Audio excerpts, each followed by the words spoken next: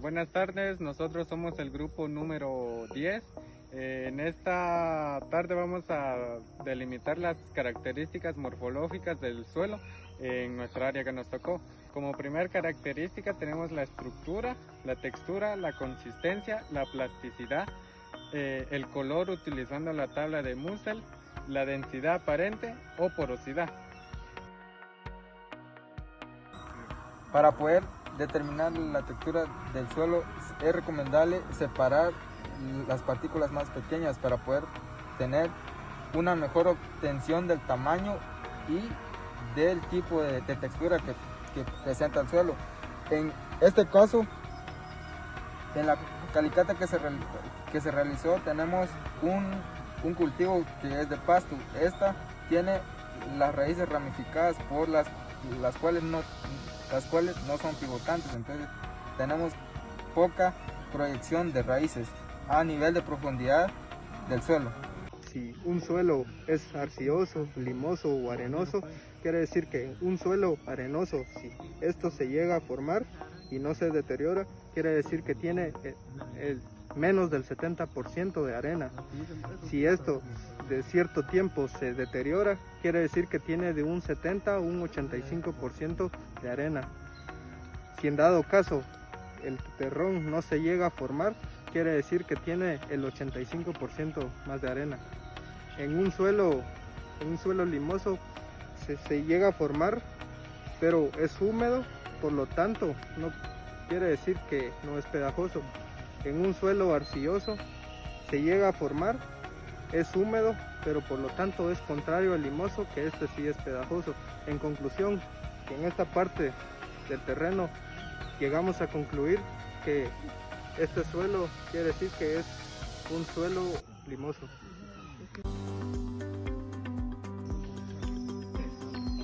Bueno, en este momento vamos a proceder a determinar la plasticidad del suelo.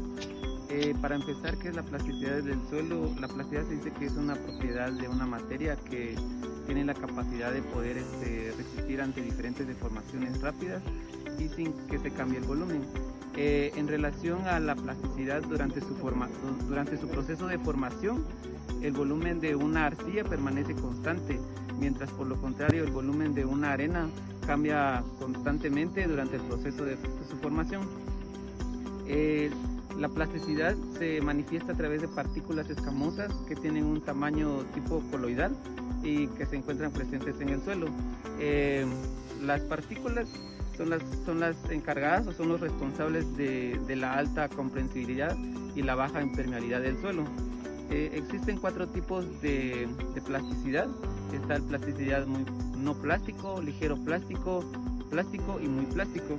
Para poder determinar la plasticidad del suelo se determina enrollando el suelo de esta manera con el dedo índice y pulgar, logrando formar un cordón. Los 4 tipos de plasticidad, que es el primero, que es no muy plástico, se dice que es cuando el suelo no logra formar un cordón. Ahorita procederemos a determinar la estructura del suelo. Se dice que la estructura del suelo es la forma en que se agrupan las partículas individuales, que son las arenas, limo y arcilla. Cuando estas partículas individuales logran agruparse, se les llama partículas mayores o se les denomina agregados. Existen 4 tipos de estructuras del suelo. Está la estructura columnar, la estructura de bloque, la estructura laminar y la estructura granular. Ahorita vamos a determinar el tipo de estructura de este suelo. Como podemos ver, en este suelo tiene un tipo de estructura granular.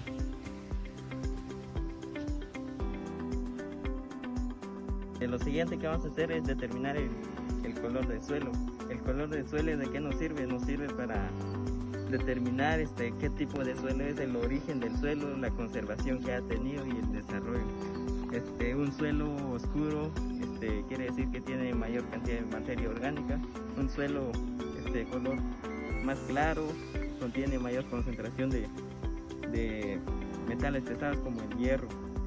Para poder determinar el suelo en el campo se se busca una porción de suelo, se remoja y utilizando la tabla de Munsen, es un sistema numérico que nos sirve para estimar más o menos el tipo de color de suelo.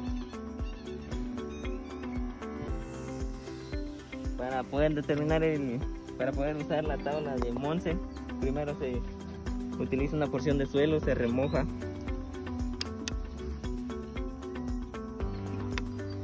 Y si el suelo está muy húmedo, se le agrega más suelo hasta tener una humedad adecuada.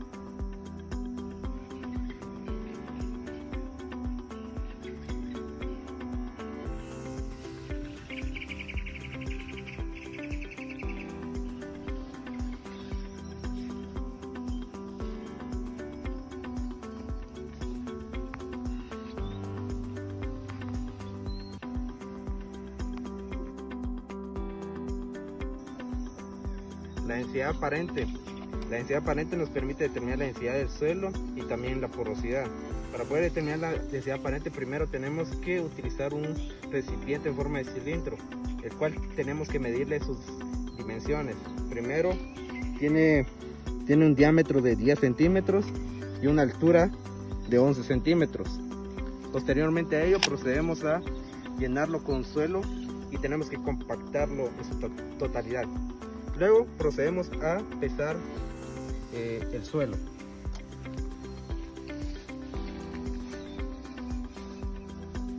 Como vemos en este caso, el suelo tiene un peso con el recipiente de 922 gramos.